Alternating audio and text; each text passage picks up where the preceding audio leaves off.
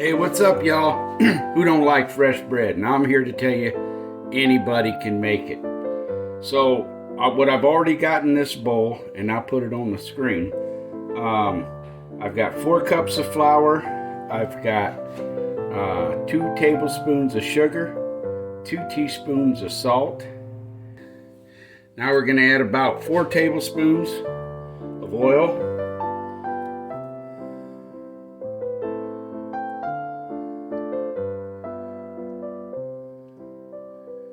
I like olive oil because it gives it a little bit of flavor. And then we got 400 milliliters of milk. And that milk is warmed up to about 110 degrees Fahrenheit. I do that in the microwave. Now I've got a full tablespoon of yeast here. Dump that in. And I'm going to go ahead and start with a spoon. But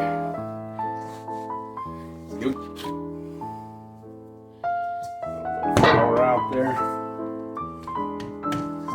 Set this off to the side. Now you're just going to knead it out, and this can take a while. And every bit that you knead it will change the consistency of your loaf of bread at the end. And what you want to do really is you want to get the elasticity going, because you're trying to break the gluten in the flour. So you want to kind of stretch it out there and fold it over. Hey, why are dogs not good dancers? Because they got 2 left feet. Okay. We mixed it in. Put some olive oil in there.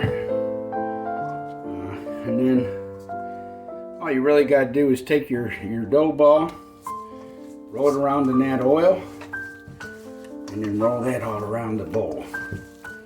And you will be anything you want. I think I'm going to use some cellophane wrap. Sometimes I use a damp towel because you don't want this to dry out while you're rising it. You need to let this rise and double. That's pretty standard with any bread. And turn the light on. But I'm not going to turn the oven on. And it should be doubled. Alright. Alright, y'all. I went ahead and let this rise for an hour and 15 minutes. And I'm going to divide it about in half. And I'm going to take this dough. Look how nice that ball of dough is now, huh? That's a beautiful ball of dough. Alright, I'm going to put it in a container that I have greased up. Just rub some olive oil around the inside of it. And I'm going to put that in the fridge. And when this loaf of bread is gone, I can take that one out of the fridge, roll it, and rise it. We'd rather have a rectangle, but you know what? For the most part, it doesn't matter. It's going to be a loaf of bread, you'll see. Alright. And then just kind of roll it tight. Make a nice tight roll of it. It got some warm water here. And I'm going to kind of pinch this end up. And then I'm going to pinch this here end up. Put a little bit of water on them. It's warm water.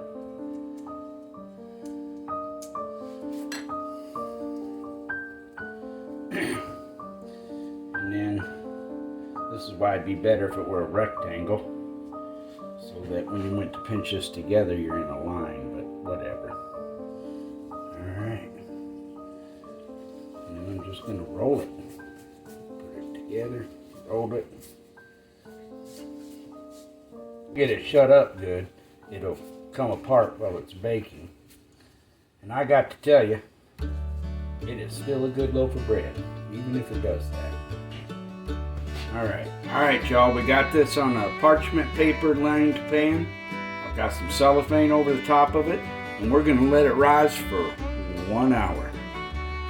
Hey, did you know Beethoven had chickens at one time? You know why he got rid of them? Because all they ever said was bok, bok, bok. All right. All right, it's been an hour. You see our bread rose pretty good. Now we got us an egg from the backyard posse. Those girls do a good job out there. Now this is important.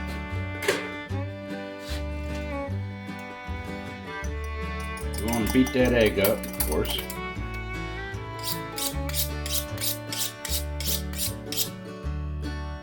Oh yeah, nice and sharp.